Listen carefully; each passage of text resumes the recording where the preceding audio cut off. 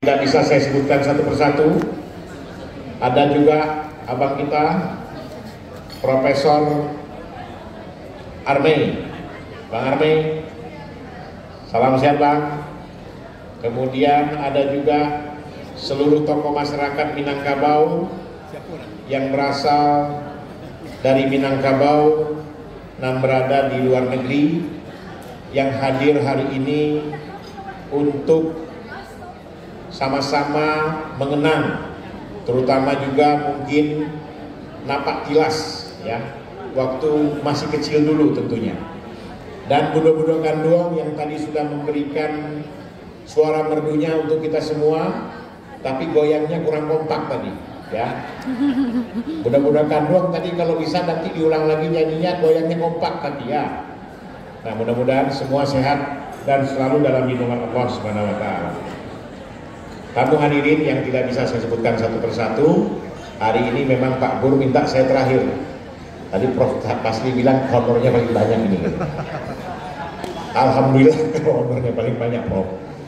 Tapi yang jelas saya merasa terhormat atas undangan dari teman-teman ya, Minang Diaspora Network Global, Bang Nurmalis, Prof Pasli, yang tentunya sudah menempatkan untuk mengundang kami, saya sebagai Wakil Menteri Tenaga Kerja Republik Indonesia, untuk memberikan support tentunya, untuk memberikan semacam spirit untuk bagaimana Minang Diaspora ini bermanfaat untuk kita dan bermanfaat tentunya untuk Sumatera Barat yang kita cintai.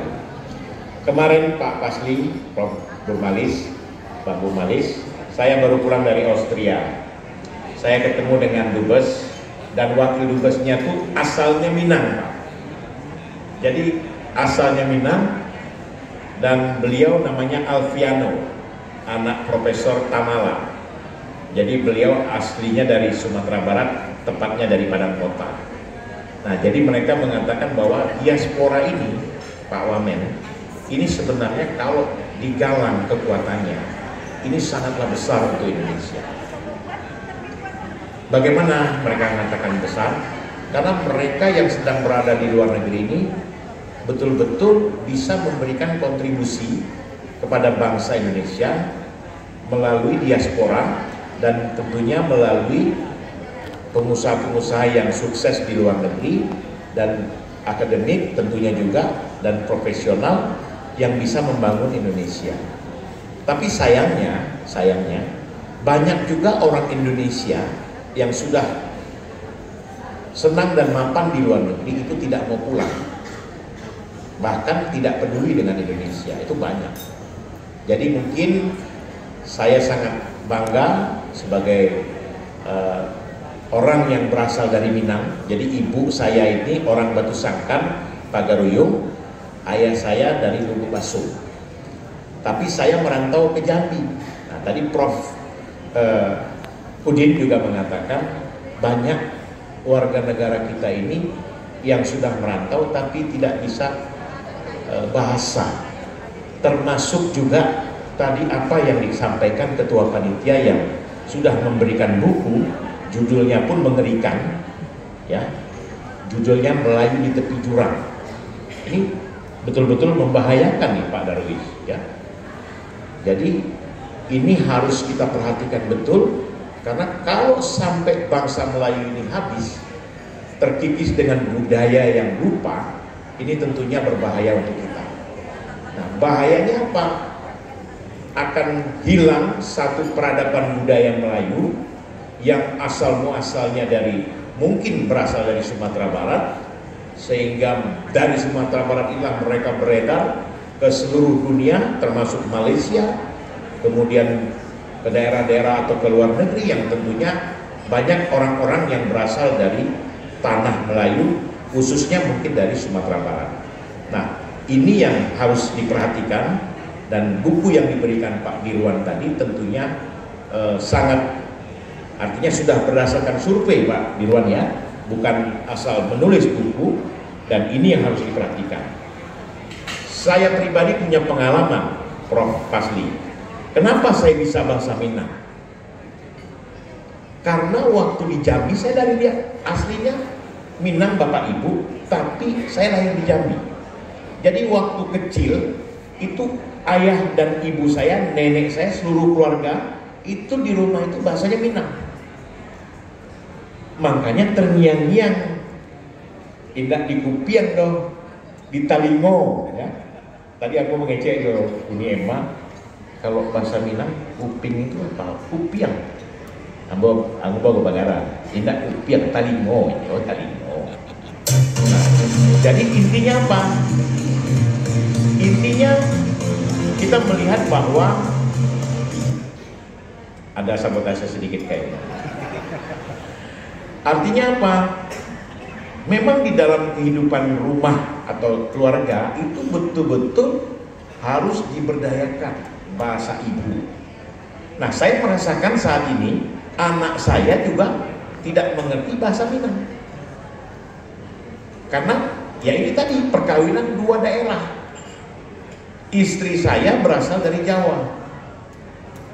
Ya. Nah, ayahnya dari Jambi, aslinya Minang. Lahir di Jakarta. Di rumah kami berbahasa Indonesia.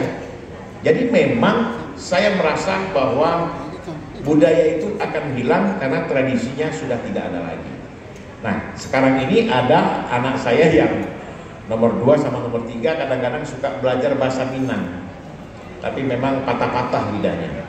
Tidak fasih. Jadi memang ini yang harus Pak Dirwan yang harus kita waspadai memang, dan boleh dibilang orang yang sudah merantau dan apalagi dia tidak mendapatkan sedara atau sekampung tentunya akan sulit untuk membangun komunikasi di dalam keluarga tadi. Nah, sehingga akhirnya mungkin dari bahasa lama-lama bahasanya hilang, hanya bisa bahasa pengantar atau bahasa nasional, dan bahasa ibu atau bahasa ayah itu susah disampaikan dan digunakan untuk dalam kehidupan kita sehari-hari. Jadi saya melihat bahwa pengalaman kecil saya, ya memang ayah saya dari Minang, ibu saya dari Minang, nenek saya dan seluruh keluarga besar itu di rumah bahasanya Minang. Dari disitulah saya tidak kehilangan bahasa. Maka orang bilang, Pak Wamen ini orang Jawa atau orang Minang? Saya bilang istri saya orang Jawa, saya dari Minang. Jadi saya bisa bahasa Minang, jadi nggak ketinggalan zaman. Nah, mungkin inilah salah satu tugas kita, ya. Artinya selain kita memperkuat perekonomian, kita juga harus memperkuat budaya, sehingga budaya ini tidak akan hilang atau lekang oleh zaman. Nah, kemudian dalam pertemuan atau tema hari ini, ya, kepulangan diaspora Minang dari berbagai dunia dan Gundukan Duang ke ranah Minang mulai dari tanggal 3 sampai tanggal 13 Desember ini luar biasa, dan semua hadir dengan swadaya sendiri, dengan keinginan sendiri, dan tentunya dengan semangat untuk berkumpul bagaimana teman-teman atau Bapak Ibu Gundukan Duang Uni udah mau mengurusi kampung halamannya. Ini pekerjaan mulia dan pekerjaan sosial yang tidak ada gajinya. Jadi gajinya itu pahala dari Allah Subhanahu wa taala. Nah, jadi saya berharap diaspora ini, ya, Minang diaspora ini tentunya bisa membuat kekuatan baru untuk warga Minangkabau. Justru orang-orang Minang yang berada di Indonesia tidak merantau ke luar negeri malu, ya. Kadang-kadang orang-orang Minang yang ada di Indonesia ini malah tidak peduli. Nah, ini kalau bisa nanti Pak Bur, kita himbau juga, jangan yang jauh-jauh dari luar negeri peduli, sementara yang dake-dake nggak peduli. Nah, ini harus kita himbau juga. Nah, jadi terjebak hatinya atau kita ketuk pintu hatinya, bagaimana membangun Sumatera Barat yang kita cintai ini. Saya melihat bahwa perkembangan, ya, perekonomian tentunya tidak hanya dibutuhkan oleh pemerintah Sumatera Barat dari pemerintah saja, tapi tentunya dibutuhkan juga bagaimana kepanjangan tangan Bapak Ibu semua yang sudah berhasil berada di negara orang bisa membawa investasi, khususnya tadi sudah ditawarkan oleh Pak Gubernur, bagaimana investasi yang diperlukan dari 17 kabupaten kota yang ada di Sumatera Barat ini, apa-apa yang dibutuhkan untuk keperluan Sumatera Barat, dan tentunya apa-apa yang dibutuhkan oleh daerah-daerah kita yang memang membutuhkannya. Jadi saya melihat bahwa Sumatera Barat ini tidak boleh lagi menjadi sebuah provinsi yang terbelakang, ya, karena lahirnya bangsa kita ini itu peran serta dari orang yang berasal dari Sumatera Barat. Bagaimana tokoh-tokoh Sumatera Barat berhasil membentuk Negara Kesatuan Republik Indonesia, dan tentunya sebagai warga Sumatera Barat kita harus bangga, kita harus berbangga hati karena memang kekuatan Sumatera Barat itu luar biasa. Nah, dalam dunia politik saat ini pun Sumatera Barat harus punya atau harus diperhitungkan. Jadi kemarin dulu sempat juga orang mengatakan Pak Jokowi menang tapi orang Sumatera Barat tidak adil menjadi menteri. Nah, mungkin di 2024 banyak orang Sumatera Barat yang akan menjadi menteri. Saya berharap ke depan ya bangsa Indonesia ini akan lebih baik, dan tentunya juga pada periode sekarang ini tahun politik nih Bu Nevi.